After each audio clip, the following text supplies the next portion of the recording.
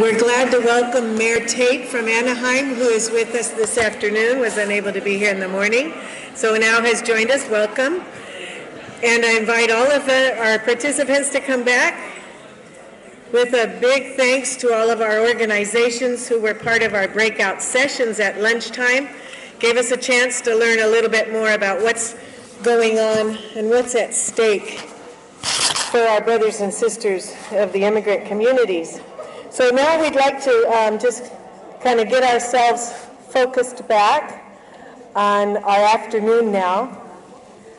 Our hope is to take the next chunk of time, I'd say an hour and a half max, to hear a little bit more from Father Dan Groody regarding migration theology and what he's been breaking down for us and all of the relationships and stories involved. And knowing it's the afternoon time, which could be low energy, we might kind of shift with a little more engagement, but we also have time set aside for questions and conversation towards the end. So that'll happen one way or the other depending on when we need to do that. So I'd like to invite Father Dan Groody to please join us again, and we'll continue with our reflection.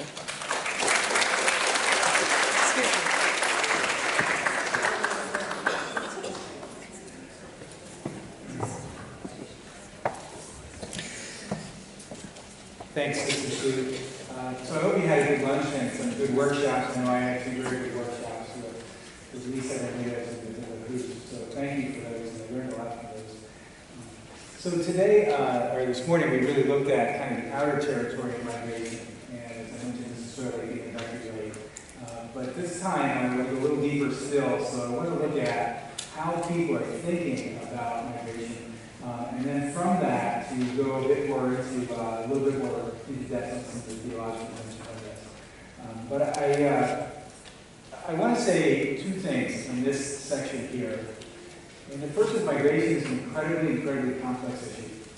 If people don't understand that complexity, either they aren't listening or they don't understand. The second thing I want to say is migration is an incredibly simple issue. If people don't realize that, either they aren't listening or they don't understand. And you laugh because this is actually probably true to experience. And that's why the binaries of legal, illegal, citizen, alien, native, foreign, these binaries really do not account for the reality that is there. And unless we can go to deeper places and deeper reflections on this, we really can't get to comprehensive immigration. So comprehensive has to be much bigger than just how we move around the deck chairs of the political furniture. We have to get to deeper levels of contemplation and awareness and understanding to really build bridges and make connections to really come to a wholeness and perspective there. So, but I want to begin two stories that were also very helpful for me on this.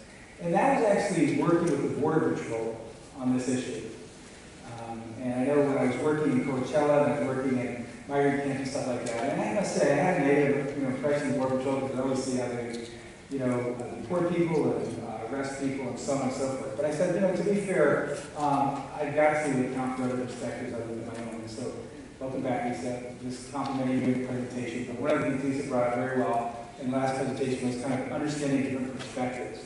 And I'd like to kind of add to that and say that one of the very important elements is to go beyond the borders of our own mind. And to go beyond the borders of our own perspectives, and to migrate into different territory, even if it's not our own.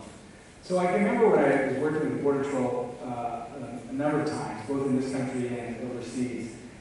It was very helpful to understand these perspectives. But one of the times we were working on a documentary, we were in San Diego, and I remember we were doing some filming, and I didn't have an advance permission for this one particular shoot. But we were down on the border and driving along, and suddenly I saw this Border Patrol truck. That was a Ford Bronco that was right along the border, and it's right next to the fence. I thought, oh gosh, that is just a perfect shot. I said, it really would be great if I could get some footage here. So I got out of the car, and this was March of 2002. So we are about, 6 or 7 months past 9/11. The week before, the Border Patrol had just issued the visas to the two terrorists who slammed their plane into the World Trade Center. So this was a tremendous political embarrassment for for INS was that they actually had cleared the visas and sent the cleared visas to the terrorists after they had long died. And so how that got through the agency was an embarrassment. But anyway, there's a lot of turmoil going on in this country as well within the church, as you remember. But that was kind of the setting. So this was March of 2002. I saw the Border Patrol truck. I get out of the truck. I get out of my car, and I walk over to the truck, and there's Border Patrol agent there, and he's got this big tattoo arms, he's a very intimidating guy. He has his arms kind of hanging out of the window, just waiting for migrants to kind of pounce on them when they come across. And so I come up to him, I said, hi. I said, would you mind if actually I do a little filming here? And so he was just kind of startled by my presence. And he looks at me, who the hell are you? So I said, well, I'm actually a priest, and I teach theology at the University of Notre Dame, and we were doing a documentary. So he goes, oh, he says, you're a priest, huh? And he says, well, you're having a field day in the media these days. so very spontaneous to that. I looked at him, and I said, you're not doing so bad either. I said, you just gave visas to the two terrorists who signed a plane in the World Trade Center. I said, if you want to start with a few in your organization, I said, I'd be happy to begin. Well, I couldn't believe I said this. I came out of my mouth, I was like, oh my God. So, but we both stepped back. And we both had the same question. And for this kind of precious moment that was silent, we actually had to ask whether or not we were capable of moving beyond our own respective positions, who the other was. So a big part of this presentation is trying to get and understand who the other is and trying to move across the border of our own positions.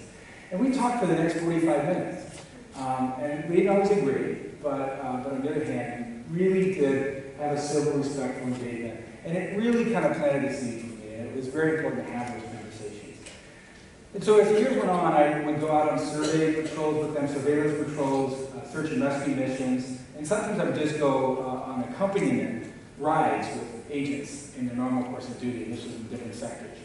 But one time I was down in the Tucson sector, and I was probably only about, maybe here to where the computer is down here between the border and the fence. So on the other side of that computer was U.S Mexico, and I was in the United States driving along with Border Patrol unit.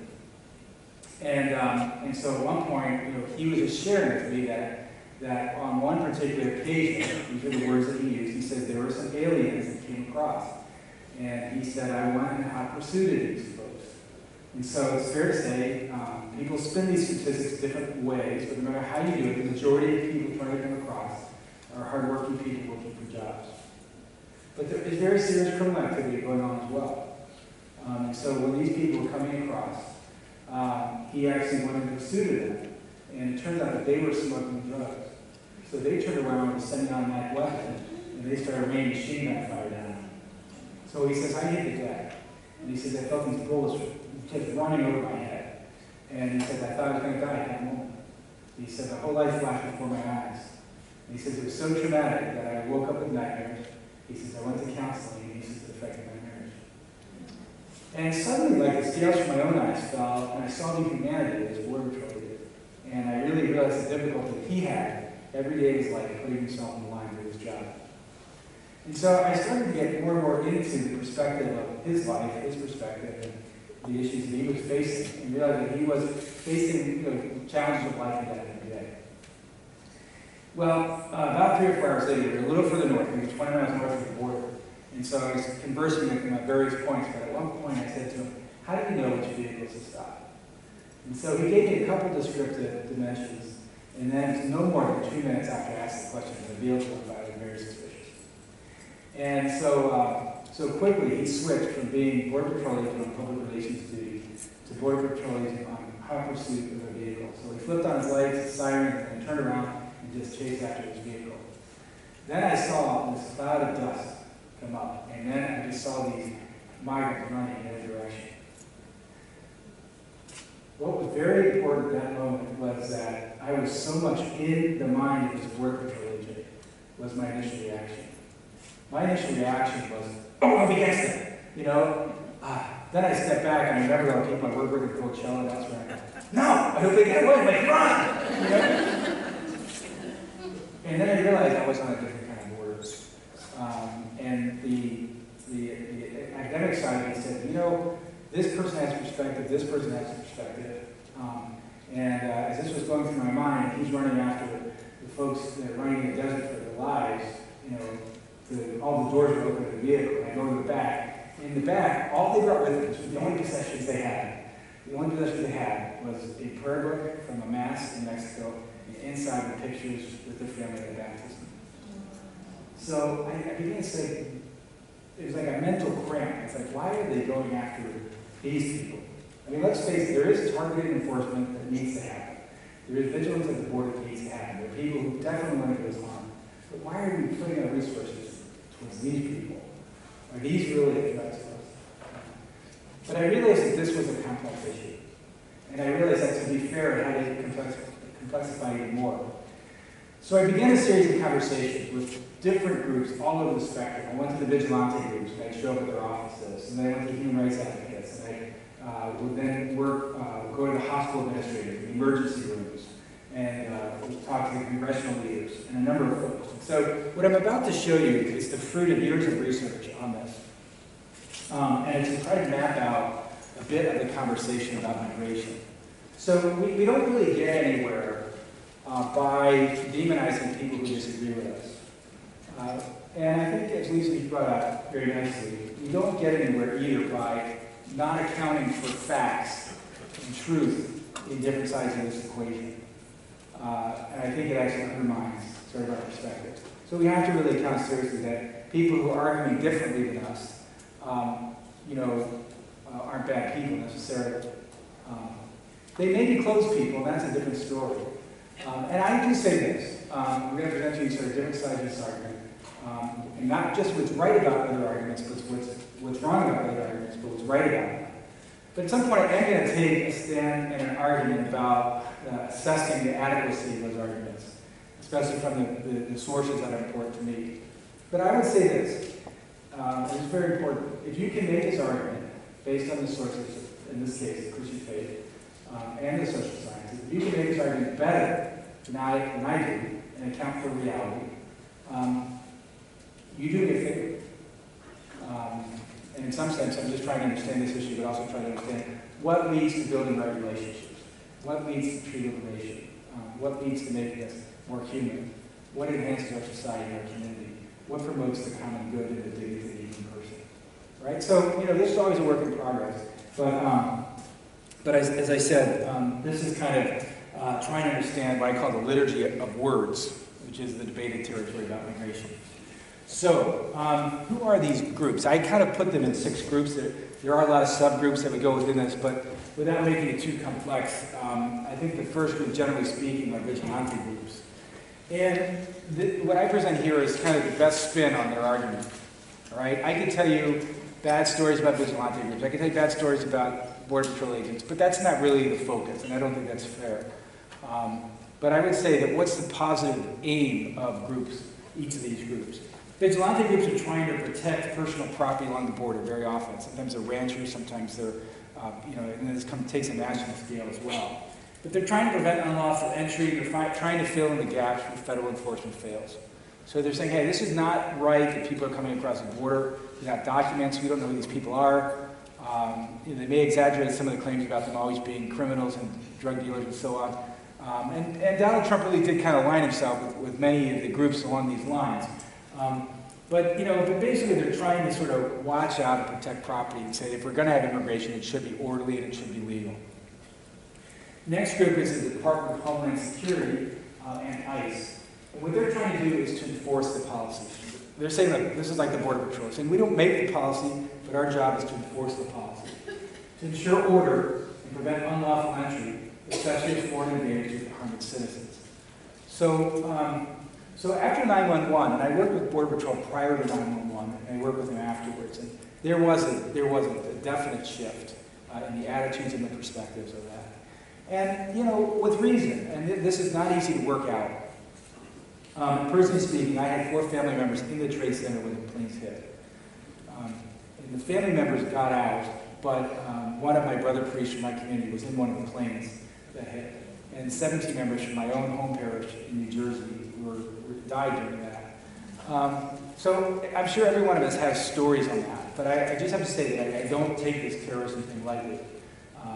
But I don't take kindly either the way that immigration narrative has been framed only as a terrorist issue. And that's really become very problematic and has created other kinds of injustices. Because actually the people that died at the World Trade Center were not just Americans either, so I mean that's also very important. But the Department of Homeland Security and ICE has a job that they're trying to enforce policies, and the policy has changed a lot over time. As Frank Sherry from Washington, D.C. says, he says, you know, in the early days of this country, we let in almost everybody, but we made some exceptions. So if you had diseases or if you were an anarchist or other problematic illness, you could be turned away at Ellis Island. Nowadays, we let in almost nobody, but we make some exceptions. You know, so this policy does change over time. And from the early 1920s, we began to have more kind of enforced borders. The next group are political leaders, and what their job is gets a little more complex, is to create a policy, protect the citizens of a country, and to manage its resources. No country can absorb all the people who are in need, who are migrants. It would collapse the infrastructures of a country. And actually, some countries are dangerously in that space in the Middle East. So there is a role for borders. There's a difference between borders and barriers, but I think that what is important here is to try to see how do you regulate that, and by what criteria do you regulate that. So this goes back and forth, and obviously this is what our political leaders are entrusted with. But I'm going to expand on this in a moment. The next group are corporations, and we see this on multiple levels. On one level, corporations, one task is to hire cheap labor, to maximize profits, to sell products at the lowest cost. So this is on the lower economic rung. So there are crops that literally go to waste in California, in Colorado, in Washington State, in Oregon, in Alabama, North Carolina, because there's simply not enough people to do the work, and the migrants are not able to do it. You've had guest worker programs in the past with the Bracera program and others. But on one level, corporations have become more vocal on this because they need people to do the work. And often they work at lower wages. But at the higher end, you have the need for talented labor and to make a company highly competitive. So, and it's interesting to note that some of the highest income revenue producing companies in the world right now, Google, Sun Microsystems, eBay, Sun Microsystems, eBay, Intel, Google, all these were started by immigrants. So the narrative that immigrants are just sucking resources from the country, is actually not accurate. So it's very important to kind of know how the narrative is spun, but also what the reality of that narrative is. And you look at I think it's about 35% of all the money that's dedicated towards venture capital. A significant portion of that is actually goes to immigrants themselves because they tend to be creative and entrepreneurial and all of that. So this is a kind of a major piece of this, and I'm going to get a little bit into the economics of this in a moment. The corporations are increasingly vocal at the upper and lower echelons because immigrants play a very vital role in the development of companies. Church leaders, by and large, have been focusing on, one, proclaiming a God of life, secondly, protecting the rights of human beings who are made in God's image and likeness, and third, Pope Paul VI said the mission of the church is to build a civilization of love. So it's to denounce injustice and it's to announce the reign of God. Right? So this has been a consistent message. And I think of all the bishops that I've seen, bishops' conferences in the world, our conference has been the most vocal and most consistent about this. And actually, if you want a microcosm of this, Alan Deck from LMU pointed this out, but if you go to the National Shrine in Washington, D.C., and you go through the small immigrant small chapels throughout the church that are there, they're all kind of named after a different immigrant community or a country. And so it's kind of like a microcosm of the immigrant church in America. So our National Catholic Shrine in Washington, D.C. really tells a story of migration in America and the migration of the church in America as well. Lastly, human rights advocates are going to be drawing from different sources of inspiration, but they're also going to be protecting the rights of the immigrants. They'll also be fighting for the prevention of the exploitation of the vulnerable, and they'll also be fighting for human rights classically defined. So in this sense, it's important to know the landscape. And instead of just saying, I'm right, you're wrong, it's actually understanding that there are, in fact, different rights here. All right? And so here's where it kind of complexifies a little bit. It's not about right and wrong, because as you look a little underneath the surface, you see, in fact, what each group is fighting about is about different rights. So another way to look at this is to look at it from the rights at stake. So this group here, I think, is fighting for property rights. This group here is looking often at sovereign rights. That is a right of a nation to control its borders. This group here is looking at cultural rights, in this case trying to determine what does it mean to be an American. This next group here is looking at economic rights and trying to keep the market open, free, and fair. This group here is looking at natural rights, namely those given us by God. And this group here is looking at human rights, classically defined. So here's why it gets so complicated. Is because each of these rights has a truth claim. And each of these rights has a truth that can be defended.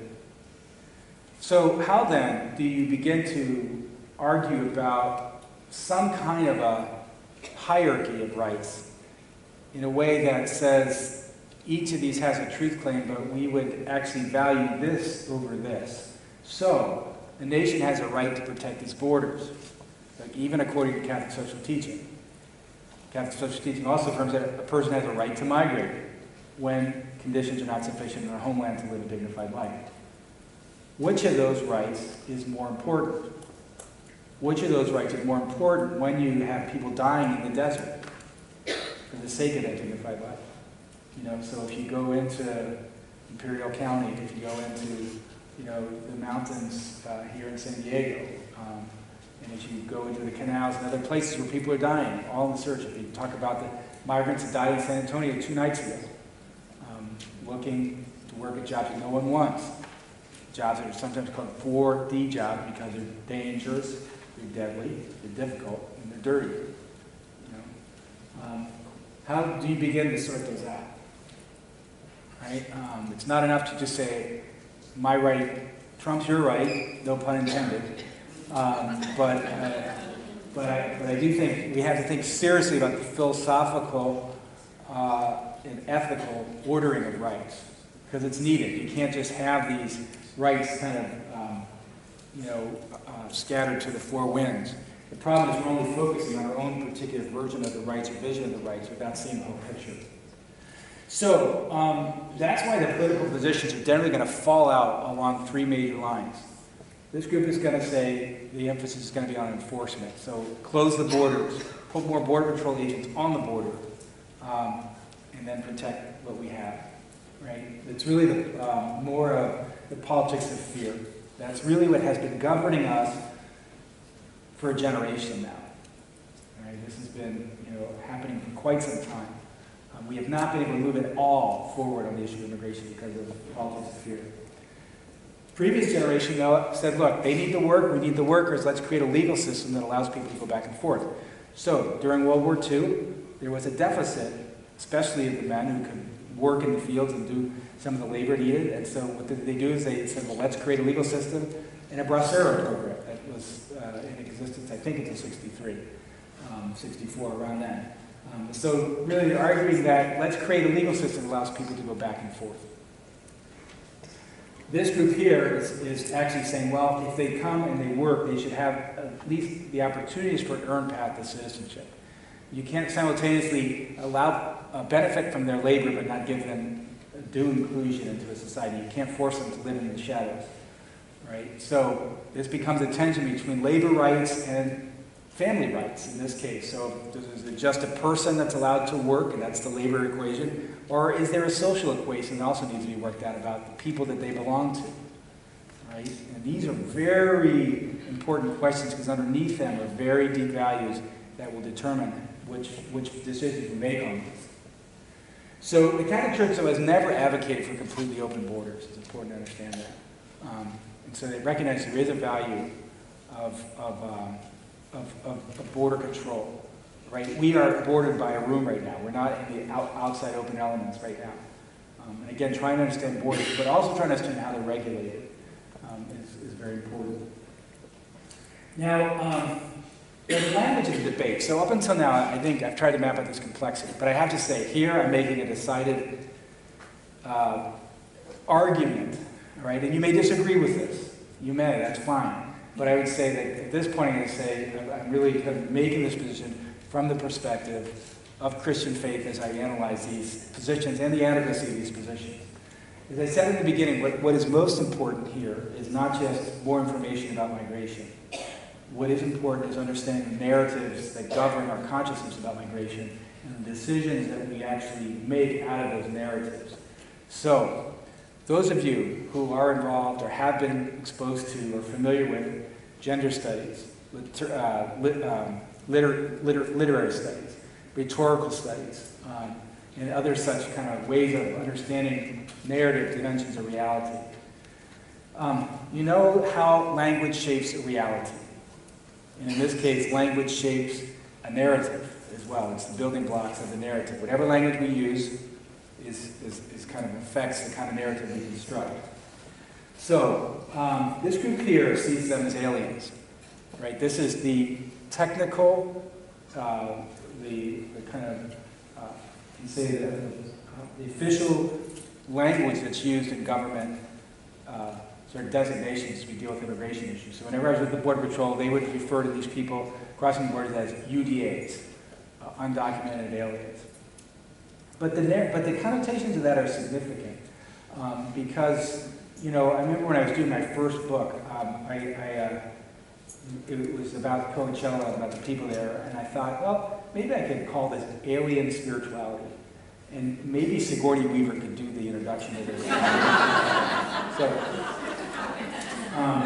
But then I thought, I had a colleague of mine who married someone from Canada, and he says, I went to the immigration hearing for our legalization process, and then he looked at me, and he looked at her, and then he looked at me again. He says, well, how long have you known the alien? And you think about it, this is more than semantics, There are kind of unrelated value statements here about how we see the other. And if a person crosses the border and they have no official documents, do they have no rights because they shouldn't have crossed the border and they are technically illegal? Or do they have intrinsic rights, regardless of what the laws are of a particular country? I remember I was at a meeting in the United Nations once in Geneva where it was with religions, representatives of religious traditions, along with members of nations and states. In my small group, one of the persons in the group was saying, the states gives rights to these people.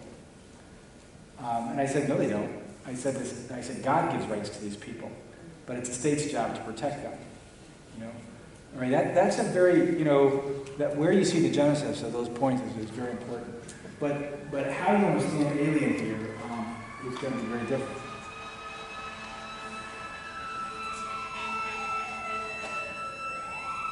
This group here sees them as workers, right? And this is an economic calculus. Basically, are they net gain or net drain in society?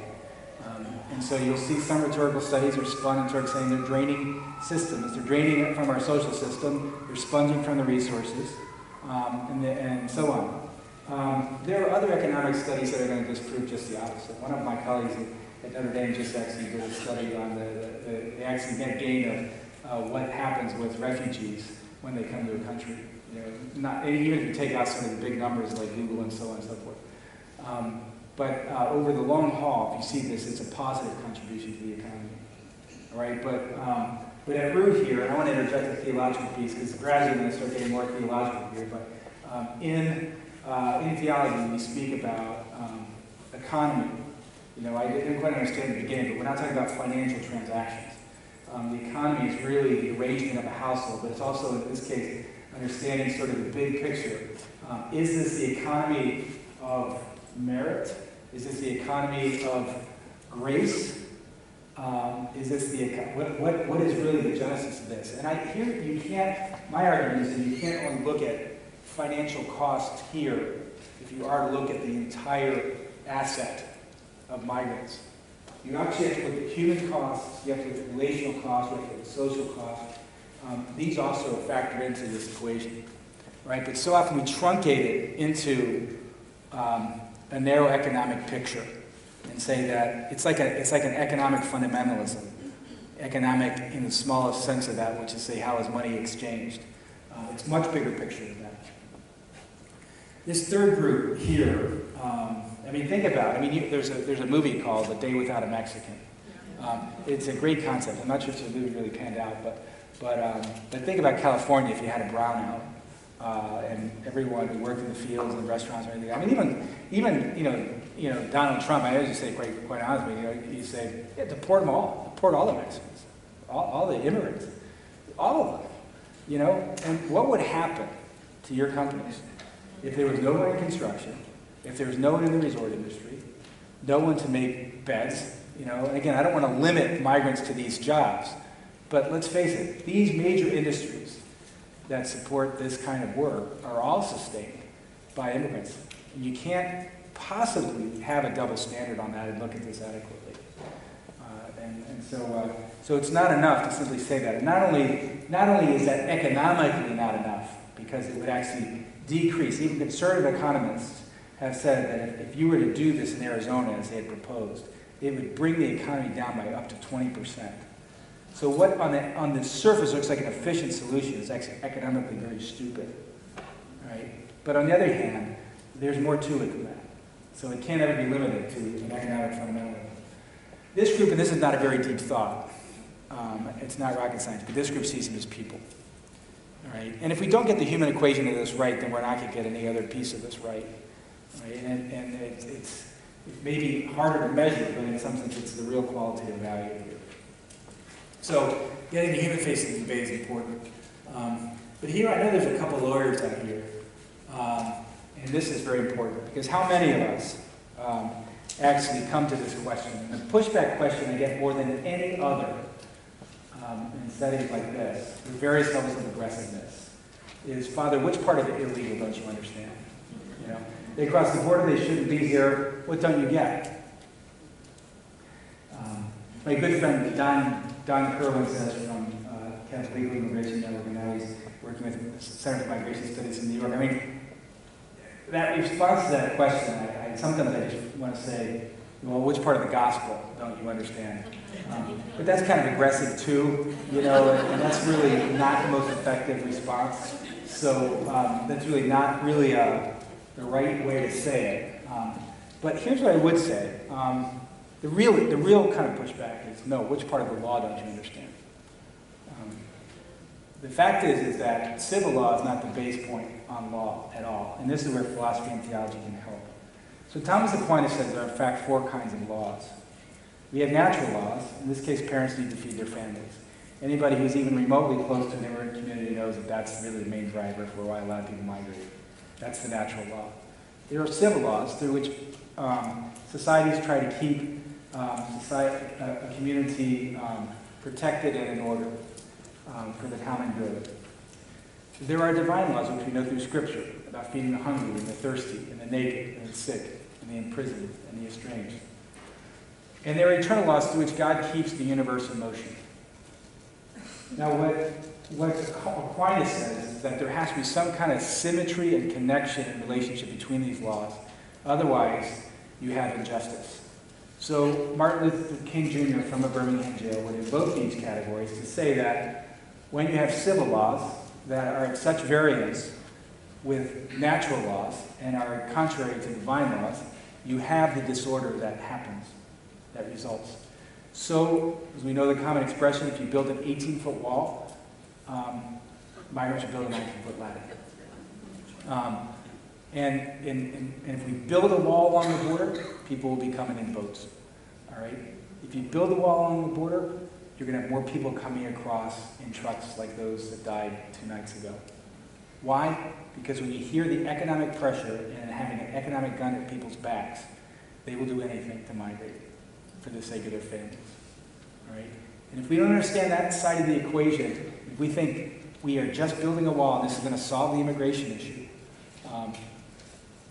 then we haven't looked deeply enough. Immigration, again, is not the problem. Immigration is a symptom of deeper problems. The ideal is that people stay in their homelands. And actually, what most migrants want to do is stay in their homelands. So the solution to this is actually not in enforcement, but in development, right, largely. But this group, however, argues for civil laws, and it's an appeal to what I would call the invisible mind. So the argument would be, oh my gosh, they're going to take our jobs. They're going to ruin our culture. I mean, they're going to make us eat salsa all the time, for crying out loud. You know? So it's some kind of an appeal to reason. So you've got this kind of water imagery. They're flooding us, you know, they're going to overwhelm us, you know. There's going to be a deluge of migrants that are going to come to us. There's something irrational about even accepting that, you know. And believe me, this kind of mixing of cultures and stuff like that, it pushes all kinds of buttons, so it's not easy to really sort this out, all right? But when you see 2-year-olds and 3-year-olds, unaccompanied minors, as you're working with, come across borders, who in their right mind would send their kids across a border unless you've heard the stories of the gangs and the cartels in their home countries? You know, I mean, unless you've heard those stories, you really don't know why. They say, look, if we join the gangs, we're going to get killed. If we resist them, they're going to kill us. Or we migrate, you know, and they start grasping at younger and younger ages, right? So to just simply say, if you cross the border, we're going to, I mean, as they've said, you know, you can't even hear it, but some of the people in California, when they are crossing over the minus, if you cross the border, we're going to shoot you. It's just not enough. You just don't understand the source of what's happening in the first place. Nobody in their right mind would do this, unless it's so bad that they have to. This group is going to appeal to the economic laws, which really, Adam Smith and his notions of the invisible hand, really it says, well, let's just let the economy work this out. But Adam Smith never had in mind a capitalist society. As one writer wrote, he said that he had in mind a capitalist economy that was bound together by non-capitalist moral sentiments. In other words, you had to be accountable to your community for whatever actions you took. And so he did envision sort of a laissez-faire notion where there's unfettered pursuit of profit without any accountability to it. And so this whole sense of the economic laws, the great vulnerability of it is that it makes us vulnerable to the greatest temptation of all. And if you look at deeply in the scriptures, you see that one of the great challenges of human life is not atheism. It's not just not believing in God. It's actually idolatry. It's making false gods.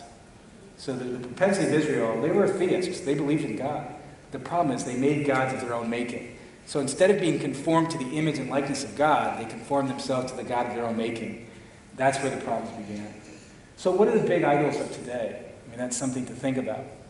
Militarism, money theism. Money is the ultimate rule and you know, ultimately the measure of all things, including the value of a human person. You know, nationalism. You know, wherever it might be. So I mean, whatever values these may be, if you put theism along it, it comes to extended and overrated values or extended values. So the problems of idolatry constantly have to be dealt with from a spiritual perspective. And that's always sort of our tendency. And the politics of fear are always going to really make us prone to really worship these false gods. Right? And so, you know, it's rather striking is to look at how even globalization has its own liturgies. And that's why I said this is all kind of set in the context of the liturgy of the Eucharist. But the liturgy of globalization, in some sense, has its own priests, its own acolytes, it has its own rituals, you know. I mean, even where I am at Notre Dame, you ever watch a football game? It has its liturgy. It's a structured liturgy. It shapes you and forms you a certain way.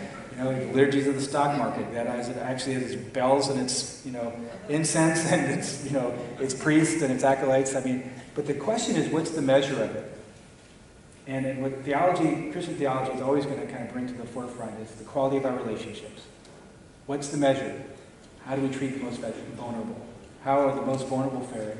That's the measure of the quality of a nation. And in many ways, we're an underdeveloped country, much more underdeveloped than a lot of poor economic countries, because the quality of our relationship is really suffering because of these idols. This group is going to emphasize the natural laws, and it's interesting that this term, the invisible heart, is actually a term from the United Nations, but it's a very rich term theologically.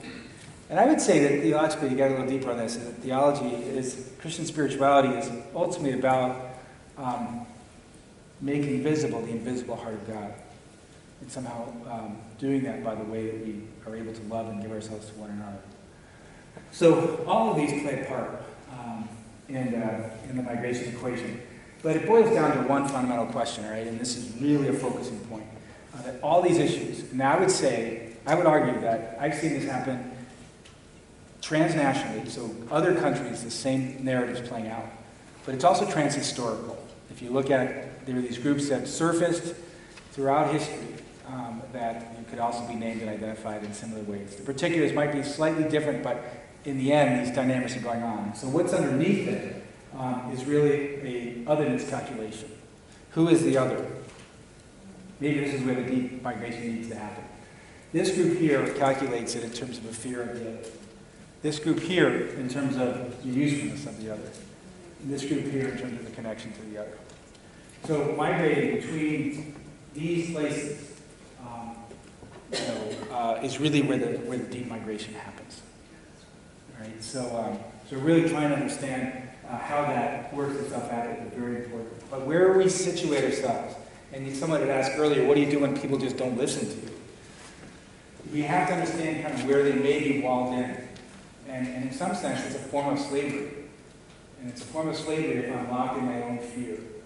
What if my fear is that if I let go of this, and suddenly I'm no longer a white Anglo community, who would I be if I no longer am at the top? We have to sit with those fears. We have to sit with those. But I mean, the biblical faith that leads us to this place of saying, we've got to move into unknown territory. We've got to move into unyet actualized identities. But some of that identity has to be sort of revealed to us in the process of that journey. It does make us feel vulnerable. Maybe that's really what it is. One very perceptive migrant activist in South Africa once said this to me. He says, the migrant not only symbolizes who we are in this world, he said it exposes us who we are in this world. And that was the first time I thought, wow, is that why people get so jolted by this issue? I mean, because sometimes you have to ask, why does this issue push so many buttons in you? If you know migrants and you're with them, somehow maybe it's different because you just know who they are. They have names, they have faces, you have connections, you have meaningful relationships with them. If you don't know them except from the outside, it just pushes those buttons of fear. So all these questions about, but also this piece here. I was watching the other day the movie The Founder of Ray Kroc. It's an interesting film. There's some very complex elements to it. But at one point, he had to say that if he saw his competitor drowning in a lake, he said he'd give him a hose to quicken his drowning. Whereas the other people to whom the actual McDonald's franchise originally drowned, he said, they just said, I'm sorry, that's a breaking point for me. They said, no matter how much money I would make, I cannot go there because somehow I'm connected to that. I mean, there was a story even last week about, I guess they're thinking about charging some youth in Florida who saw someone drowning and they decided not to help them. What's going on inside? You've deported your heart, ultimately, if you cannot see yourself in the other. And if globalization has helped increase our consciousness of the interconnectedness through things like the World Wide Web, how much more are we connected if we understand anthropologically and spiritually, ultimately Eucharistically, the way in which we are part of the same body, and that we just can't, hermetically distance ourselves as isolated individuals. So where does that bring us? That brings us to another kind of border. It brings us to another kind of frontier, and it's not just a geographical one. And if you go down to Tijuana, if you go down to Mexicali, or if you go wherever you go on the border, you actually see this very rich birth process going on, but it's actually because there's a tension going on as well. It's a tension between sovereign rights and human rights. That is a tension between the right of a nation to protect its borders, but also the right of a people to a dignified life and even to migrate if necessary. Secondly, it's a tension between civil law and natural law. It is the right of a nation to order and organize a system of regulations for the common good, but also the right of a people to provide for their family, to feed, to educate, and to shelter them. Thirdly, it's a tension between national security and human insecurity. This is a very important point here. Unless we deal with human insecurity outside our borders, we will never have national security inside our borders. One of the things I ask migrants, different borders, different places. I've asked migrants, what's really the message that you want to get across? They said, we just can't take it anymore. Why they actually haven't taken up armed violence to me is surprising. I don't advocate it, I don't want it, but I would understand it if it happened. Because they're just pressed to the breaking point. You know, when you can't feed your families, when you can't live a dignified life, and yet you see such wealth, it's about such outrageous. Unless issues are dealt with human insecurity, then we're never going to be safe, no matter how big the walls. And what is it that feeds terrorism? What feeds terrorism is grievance, woundedness, and poverty as a feeding ground for that. And people just can't become healing. That's really the root of so much of this. Then finally, and here we're going to make it a bit of a shift, and it's a tension between citizenship and discipleship. So again, the identity expansion here is moving from a place of saying, what does it mean to be a people of a nation, to feel the duties of being, feeling the duties and expectations of being a member of the state. But here I want to take it a deeper level still, and that is to say, if what matters to me and what my identity is not circumscribed only by the flag that I pledge allegiance to, then how does Christ take me to a deeper place that calls me to build bridges rather than walls? And to respond to the inclusive demands of the gospel, especially as Catholics. I mean, Catholics, we certainly are a transnational organization, but I don't understand this just in terms of an organizational thing, like it's some kind of tribe. But it's understanding that experientially, as we think about that mask of the border again, where they're on both sides of the fence, but there's a sense that there's an interconnectedness. There's ways in which there's a deeper citizenship than just discipleship, a deeper citizenship than just our nation. And what Paul says is that it has to do with ultimately our allegiance to the kingdom of God, and finally, sort of our pilgrimage to realizing what that kingdom is all about. Okay, so that is, I'm just checking my time here. 3:30? 40 minutes. 40, okay. Okay, so that's the liturgy of words, right? I'm going to move a bit into the theology of reconciliation here in a moment, but maybe I'm just going to pause here. I realize that there's a lot of logistics of time. I know when I drone off to sleep very easily in a lecture like this. So, is there any question on this material, any reaction to this material that people would, want to talk about?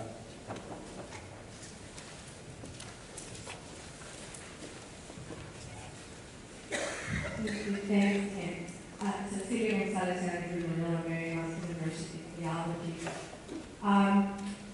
Where do you see, because when you were presenting, especially the vigilante and that triad of the picture, where do you see the white supremacy and the racial issues playing out? Because, when we talk about all those different claims, and I would call all of those rights, I would call some of those claims, a lot of us as minority theologians have a sense that there's a lot that's cloaked behind rights language that really is about race and racism and white supremacy. So I wonder there in that section on that side, where would you place this whole white supremacy discourse that was so, a lot of us were writing about it for years, as you know, but it was so under the radar, and now it's so much on the surface. Yeah, it's a good question. Again, there are nuances in between here, in between these spaces, that are really not part of this framework. I think there's two of them. It's an extreme version of the vigilante groups that's mixed in with a very rigid identity, probably built on sort of deep psychological distortions. I think to have such balkanized understandings of rights supremacy and other things like that would fall in line, but it doesn't. This kind of framework, in some sense, doesn't account for the extremism that I think is there. And that's why what I try to do here is simply say, let's take this at face value and let's look at the positive elements of that. Can you bring out a positive element of that? Maybe in a person seeking for identity, purpose, meaning, But I think it gets distorted. At some point, that kind of meaning gets perverted and distorted in a very different way. It's hard to defend. It's hard to defend, and I can't really account for where that would fit because it's really an extreme version of that. Yeah. But I will say this: it does surface in other places. You see it in England, you see it in Austria. And originally, when I started this, the data was when the economy goes down, the anti-immigrant rhetoric kicks up. Partially true. But it's also the case when there are strong economies, there are also strong identities that also surface as well. And you see this in Europe and places like Austria. There's a strong sense of nationalism, and there you see the white supremacist groups and others that really are trying to say it's not about the usefulness of the other, and it's not about just the fear of the other, it's about just being better than the other. I can't defend that from any kind of perspective. Yes?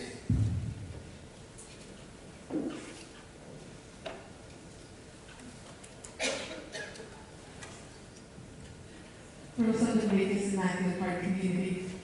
I guess I want to just share frustration, especially in the last slide, that I feel, and I understand, and I agree, where we have the juxtaposition of citizenship and discipleship.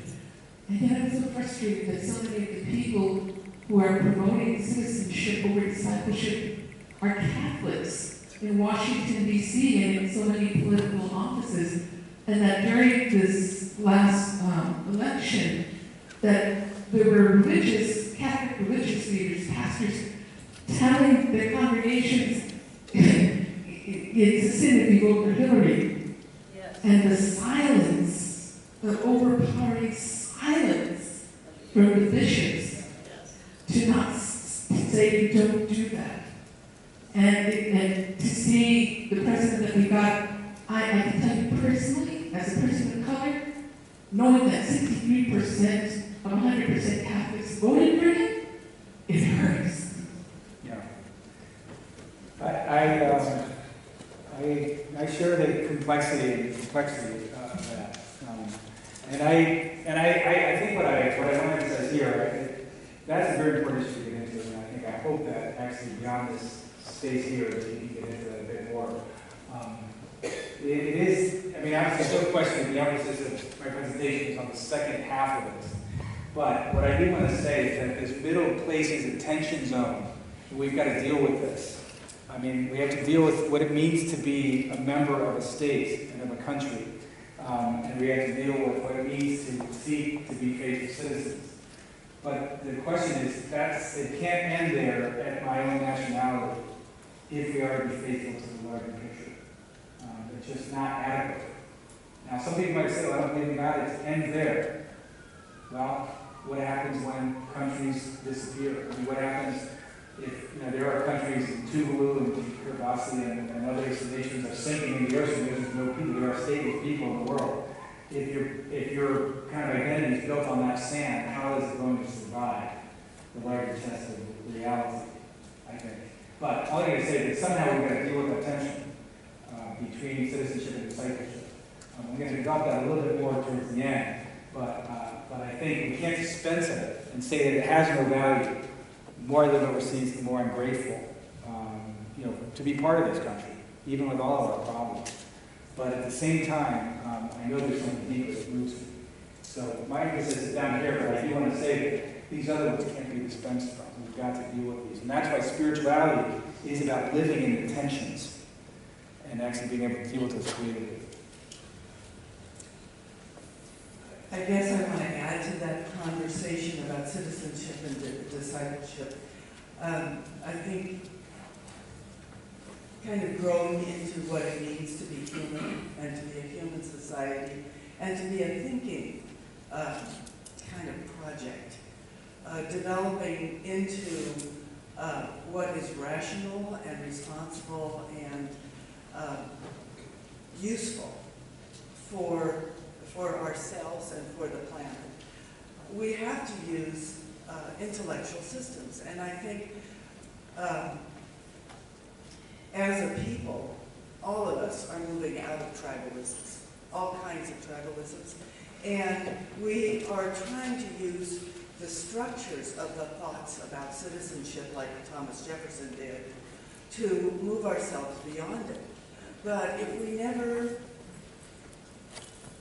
leave open the issue of mystery, the issue of that something is so demanding of our attention and of our total allegiance, which is really religious, which is about the total connectedness between the divine and the human in the human project. And that it's when we have lost our ability, or maybe not held on to our ability to speak religiously, and we have maintained only a rational structure for giving ourselves a right to exist, then we get into the fundamentalisms of citizenship. Right. And so it seems to me that the bishops did us a service a couple of years ago when they developed this project around becoming responsible citizens. Because many of us really weren't. If it met our emotional needs or our bias needs or what our mothers and fathers told us to do, we did. But we didn't really think about the structure of responsibility to one another and how we build a future with each other. Yeah. And I think that's what that document was about, was to say, let's get back to thinking and being mutually responsible and taking responsibility for our intelligence and for our decisions. So I thought that was real, and I do think that's very important because if we dive right into discipleship without ever thinking about citizenship, it's a form of fundamentalism that leads us right into the path of the Moonies. It just does. Right. We have to put both together in such a careful way, but really as people who are essentially driven and attracted by our experience of the divine and the rootedness and the relationship between the divine and the human in our project, then we can't move forward. Great. I'm going to pause here. If we can just wait on your questions. We're going to come back to these because I want to use that as a transition point over to the next section. So I think one of the things you point out, we have to be very self-critical in this sense, intellectually self-critical, responsibly self-critical of the church. The church can become an idol too. All right? Christians become equally prone to fundamentalism in different ways. And so you need a critical examination of a number of different dimensions of this, especially in this issue. So let me just drop the plumb line just a little bit further here. And so this is really moving a bit more explicitly to theological territory. So we looked at the outer territory of migration. We looked at some of the conceptual territory of migration. Now we're getting a little bit more into the spiritual territory, which is really the territory of the human heart. And the spiritual journey is sometimes referred to as a journey. Oftentimes it's a metaphor that works. I teach a course at Notre Dame called The Heart's Desire and Social Change, which deals with kind of how the deepest desires of our hearts really begin to address the needs and challenges of the world. But it's when you get into this territory, you can't really be limited by rational language alone. You need metaphorical language, symbolic language, poetic language to sort of name this territory, which gets into mystery. It's fascinating to explore that with people, but we each have metaphors that guide our life, and some of it is about excavating some of those metaphors so that they can find some alignment between kind of what matters to us and what we're doing. But in this part, I want to just recall something that happened in my own life when I was about 8 years old. My family was driving across the East Coast to visit some relatives, and I remember we stopped at a rest area, and I remember there was a pamphlet that had a title on it that made it was very provocative to me. And it said very simply that it said, "Did you know that you could actually miss heaven by 18 inches?" So, and I didn't know if it was then that I wanted to study theology, but I think it piqued a question in me, and then it went inside is to say that the distance between the head and the heart in most people is 18 inches. And that God is not just a concept to give intellectual assent to, but someone to encounter in the depths of one's being. And unless you have a sense of encounter with the divine, with some transcendent reality, then actually a lot of this stuff probably doesn't make any sense. But what Pope Francis addresses in this, and really brings out again and again, is a culture of encounter. Some of that encounter is encountering the other who is an immigrant, building relationships with people who are different. And so this whole sense of encounter and solidarity and meeting people is very important. But the Native Americans took this a little further, and they said that the long journey of human life is a journey between the head and the heart and then back to the head again. You know, maybe it's for us, it's journey between the head, the heart, and the feet, and it's rather hidden street. And maybe that's really what this is about. But I think, but another way of looking at this is I was giving a talk in Minnesota one time, and a number of people from Mayo Clinic were there. And this nurse came up to me afterwards. She says, let me take your analogy just a little bit further. She says, I deal kind of with biology all the time. And so she said the carotid artery, and those of you who are more versed in the medical field, I know I'm speaking to the sisters who have a hospital right next door, so feel free to correct me after this. But what I remember was, he said the carotid artery kind of basically carries the blood, from the head, down to the lungs, where it's purified, and then it circulates back to the head again. So it's oxygenated, purified, and then filtered back to the head again. So there's a circulatory process from the head to the heart, then back to the head again. She said if you were to actually cut off that pathway of the carotid artery, and if you just had this toxic flow into your system, it would contaminate your whole being, and you would die. And so to push the analogy a little further, what we have about migration conversation is a very toxic conversation right now. And it does not go through that larger epistemological process of going from the head to the heart and then back to the head again. In fact, it's just kind of reactive. I think this, therefore I'm right. Or you can say that I'm not going to think about it, I'm just going to say we should open our borders to everybody, or whatever. But isn't it something to say that this is the way it has to go? If it's going to have a more comprehensive and liberating sort of result. So, as we get into this issue of spirituality, it is getting into the terrain of the heart. Spirituality is broadly defined in many different ways, and no matter how you do it, all the academics even try to look at this as an academic discipline. But I would say the most generalized term that's used is spirituality is how we live out what we most value. Right? So whether you're Buddhist or Hindu or don't believe in God at all, there is something about spirituality that has something to do with living out what we most value.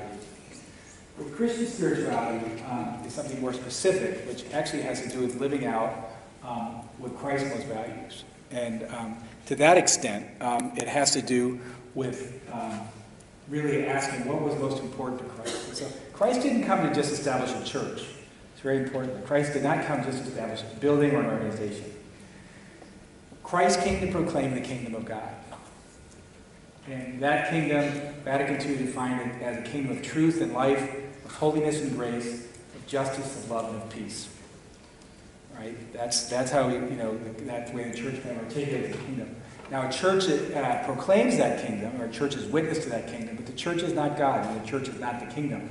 The church is the beginning of that kingdom and the witness to that kingdom, but it is not the same. And this is why the church itself can become an idol. And we've seen the disastrous results that happen when that does happen. The church does kind of witness to that reality and ultimately witness to the reality of Christ. Now, discipleship. Christ said, follow me, come follow me. It is all about a form of migration. And that's why we get into an ecclesiological kind of definition here, and that is the church also identifies itself as being a pilgrim people. So if you look at the Vatican II, really, the church as a people of God, church as servant, but also the church as a pilgrim people. So if we look at that in metaphorical terms, then we see that somehow migration is interwoven with the whole sense of Christian identity. Right? So here I'm really getting much more into the issues of identity from a Christian perspective. So again, migrating out into bigger terrain, saying that yes, I belong to a particular country, but on the other hand, there's a more expansive terrain that defines who I am, and it's bigger than just where I live geographically or what my citizenship is and what my passport says. So let's look at that a little further. What do I mean by that? That here's the most important, let me just frame this section here in light of one story. Okay, and this story is related to some research that I was doing on the North African coast, on the backside of the Spanish peninsula, so like where Gibraltar would be, on the flip side of that peninsula, on the African coast, in the northern corner of Morocco, are two small Spanish colonies, arbitrarily defined. Morocco sees them as occupied territory of Spain. Spain sees them as their own colonial territory. But it's actually Europe on the African coast. Two small territories, probably as big as Orange County, maybe smaller. And if you put an 18-foot wall around that, you have really a very small geographical area. But if you can get into that territory and declare asylum, you don't have to go across the Spanish peninsula where a lot of people die and are eaten by sharks and so on. And they are drowned in different ways. I mean, the Border Patrol even says that they sometimes pull bodies out of water and they're still alive, but people have lost their eyes because fish have come and have already eaten them out and stuff. I mean, this is just gruesome kind of stories of people drowning and dying in this area. So migrants will spend 8 months to 8 years coming up to this area from sub-Saharan Africa and other parts of Africa, trying to get to the Spanish colonies. So I was there a number of years ago and I was doing some research in this small Spanish colony called Ceuta. I know Juan knows where Ceuta is, right? And so in Ceuta, I met 3 refugees. One was from Somalia, one was from Sudan, and one was from Uganda. And for 3 days, they shared with me their story. They shared with me their story about what it was like to migrate and what it was like to leave home, to cross deserts, to have their family members die in their own arms because of the extremity of the temperatures, to hide out in mountains and have to eat bugs or wild animals, to suffer human rights violations and abuses of all kinds. I mean, your head would spin with just all the kinds of things they had to live through, the atrocities they saw, only to get to this place to try to make it across the peninsula, to try to make it into Europe, to try to work at jobs that no one else wants. So they shared with me their stories for 3 days.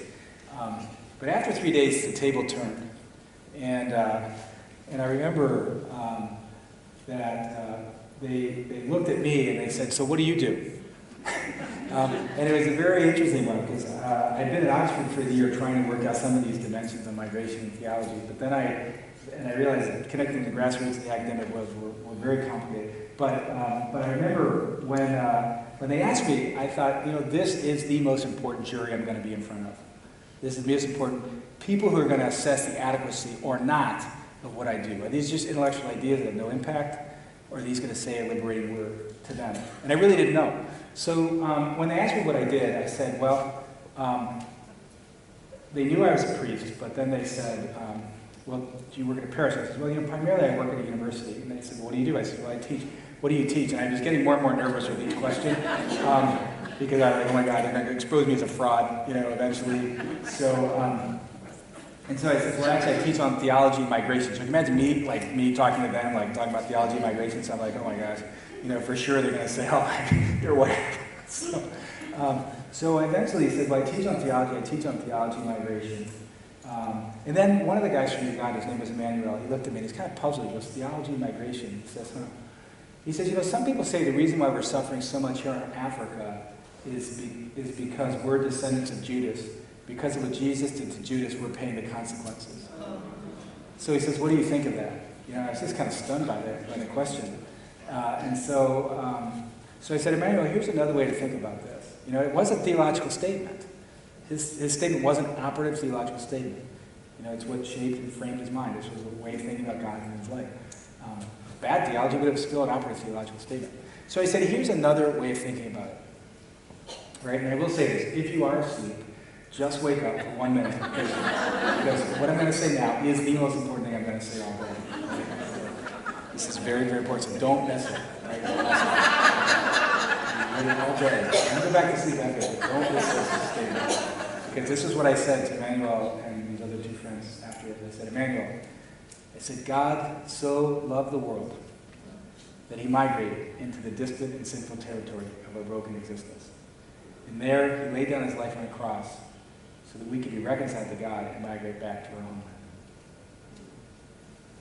So I said, what God is doing at every moment is trying to break down those walls and barriers that keep us from being in right relationship so that we can find a place of peace, find our way of being at home once again. That's the long journey of human life. So I said, here's a couple ways of thinking about it. So I had to keep going back with a double migration here. One was to migrate into the past to say, what if the tradition has bearing on issues of migration? But what if issues of migration give us a new way of reading the reality of people on the move today? So the first was the image of the Imago Dei, which really is about passing over the inhuman-human divide. And so if we look at the Mass again as a meal built on the Passover story, that in some sense what is going on in the migration reality is God is trying to constantly call us to move from these places of humanity to becoming more human, as was said before. The job is to become more human, not just to become more spiritual, more religious, but to become more human. And if we're really living on our spirituality, it is going to make us more human. And so, when I ask migrants, and especially these folks in Salta, but also on the other side of these mountains here in Coachella Valley, I asked one person over in Coachella once, I said, what's the hardest part? He said, I've migrated across the border multiple times. He says, I've stood away in baggage compartments of buses and almost suffocated. He says, I've actually trekked into the mountains and almost frozen to death because of the snows. He says, I've traversed the deserts and almost baked to death because of the heat. He says, I've run out of food and water many times.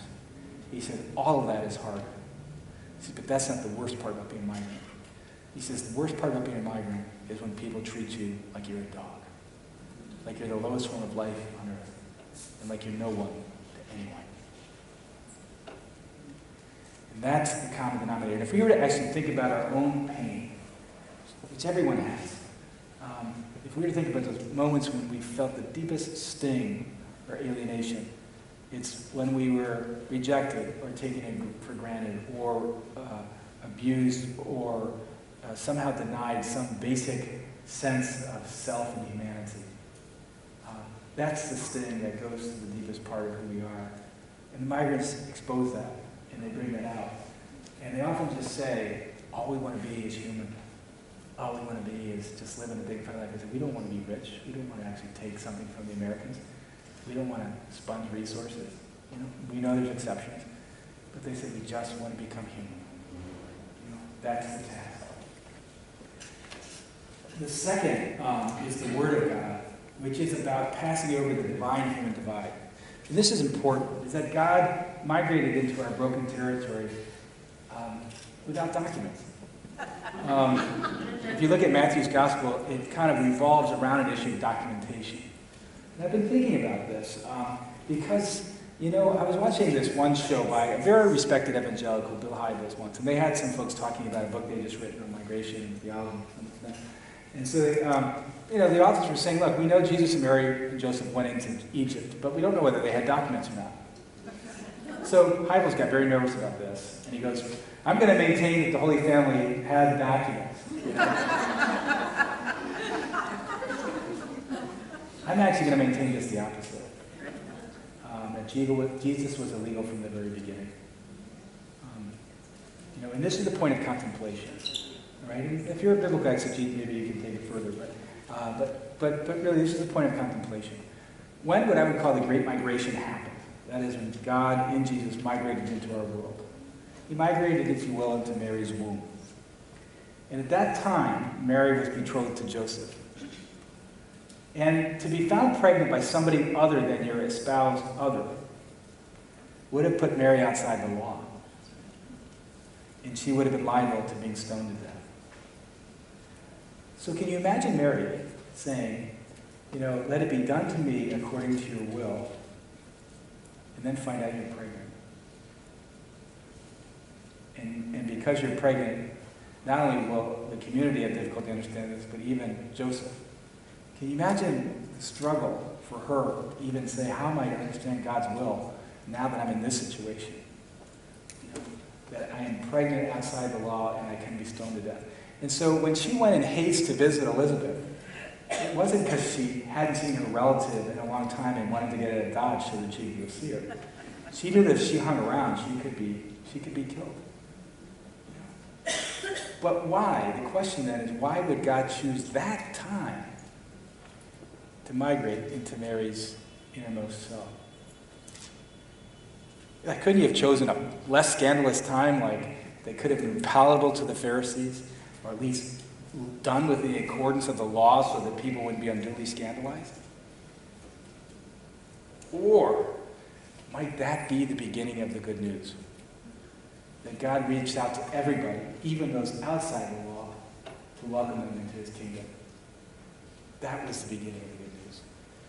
And so he did it by saying that there is a wall because of sin that exists between God and us. And God didn't even wait for us to get it right. In fact, just the opposite. God knew we couldn't get it right. But only by his gratuitous love could that wall break down. Only through the cross, as Paul says, could that reconciliation be achieved by that, basically that wall of enmity being destroyed. So what we see God doing is constantly saying to break down that wall, to bring us into that relationship. He takes the initiative. And he takes the initiative as a migrant because he was illegal and he really was alien because he was from another world. So he's the illegal alien from the very beginning. Right?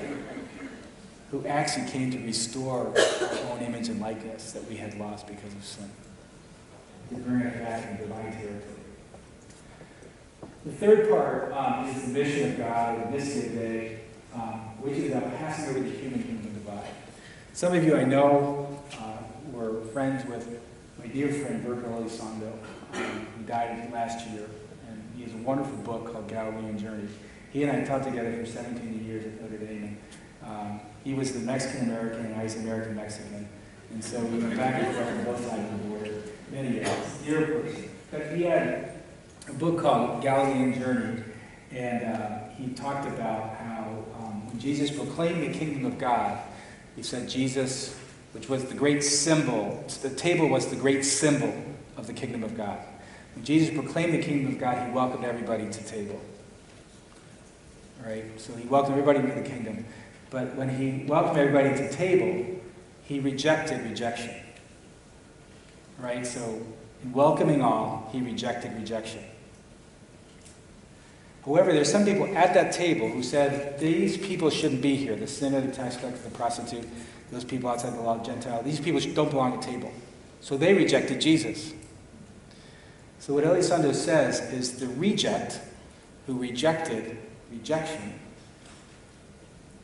is also the one who rises from the dead. Which vindicates Jesus' way as God's way. So the mission of the church is to live out the mission of Jesus. And that is to break down the walls that divide us. Wealthy, poor, significant, insignificant, insider, outsider, black, white, yellow, brown, whatever else it is. It's to say that we are part of the same human family.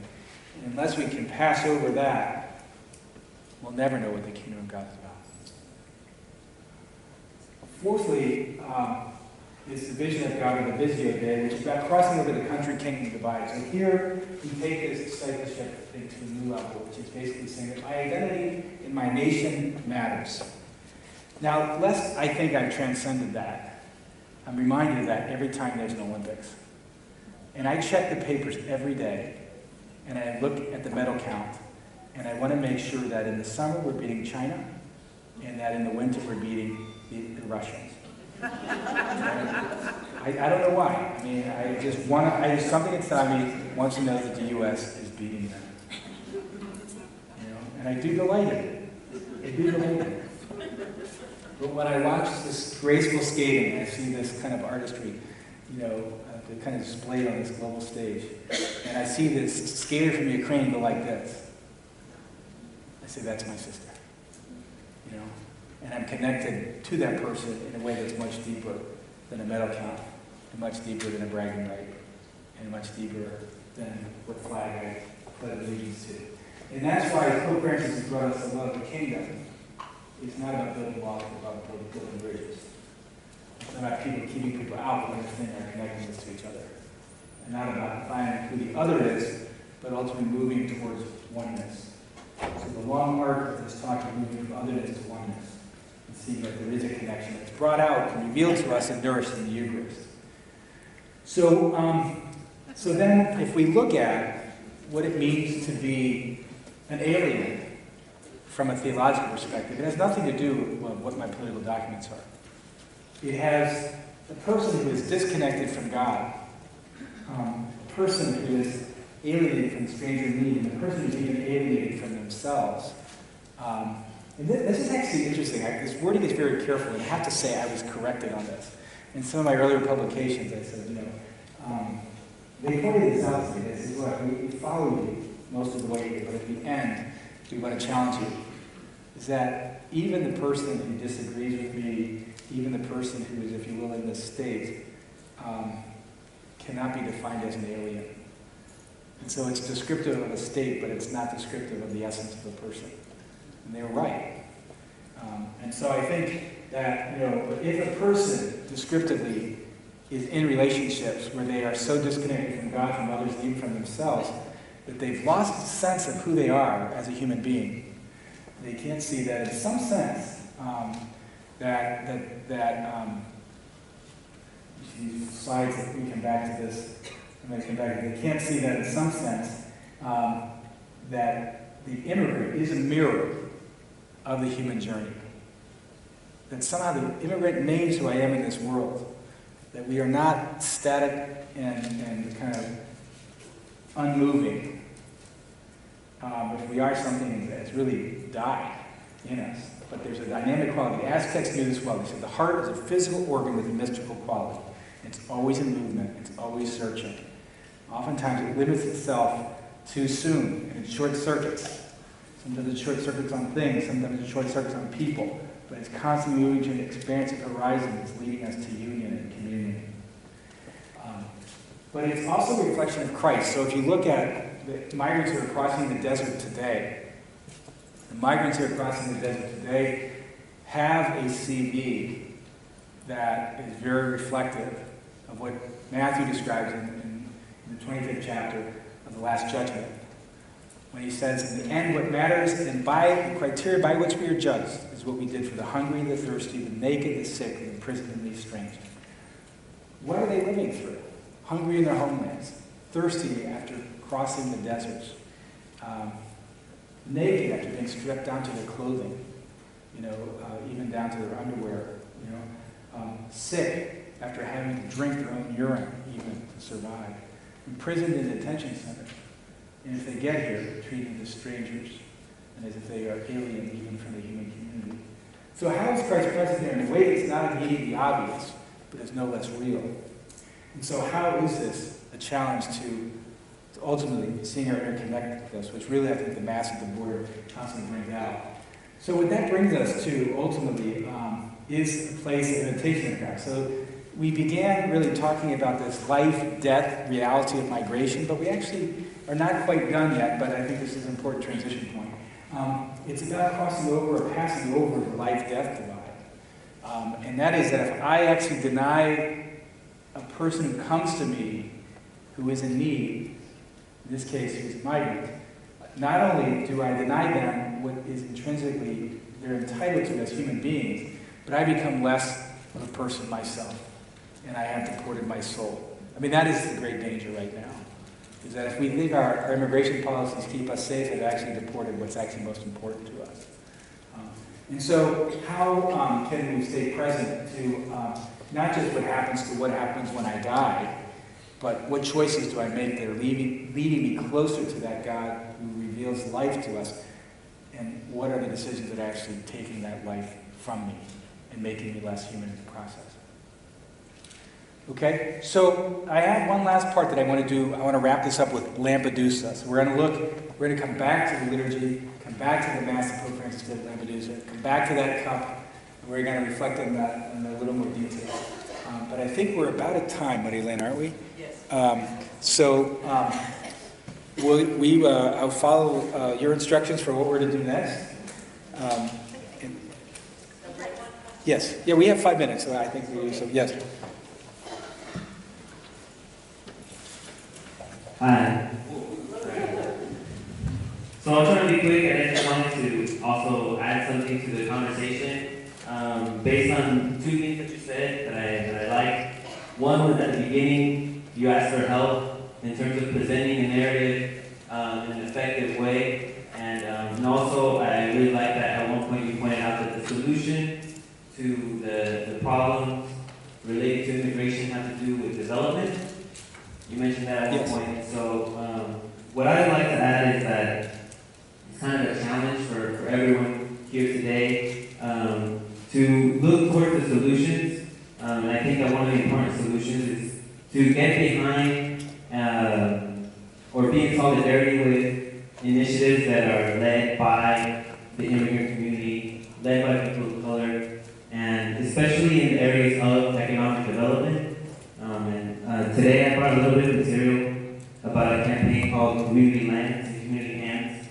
And it's asking local municipalities and public agencies to open up opportunities for community-based development and micro enterprises. About a year ago, there was a social justice summit here, and I spoke a little bit about worker-owned cooperatives and community radio. And so, these are some of the initiatives that are happening right now in Santana, and my organization, el Centro Cultural de Mexico, and a bunch of other organizations, community-based groups, some of whom are here today, are involved in these types of campaigns to really develop leadership and develop a different vision of development that doesn't displace people, for example, which is also a root cause of immigration. The same types of development that happens in our cities here, that's displacing people, that's making housing too expensive here in Orange County. It's the same vision of development that's displacing people in our home countries. And so if we really turn that model on its head and ask wherever we are what local residents need, what are the basic needs that are not being met by economic development, these are the types of things that we're asking in this campaign called Community Lands and Community Hands. So I just wanted to put that out there. If folks are interested in learning more about these types of solutions, which I think that it would be good to talk more about that piece. You know, what are the root causes and what are the root solutions? And I think that we won't get past some of these dichotomies that you're talking about, some of these tensions, until we have stronger voices that are coming from some of these immigrant communities, some of these communities of color. So I really believe in supporting those types of initiatives. Great, thank you. So I think we're moving towards kind of issues of responsiveness to kind of the immigration challenges. So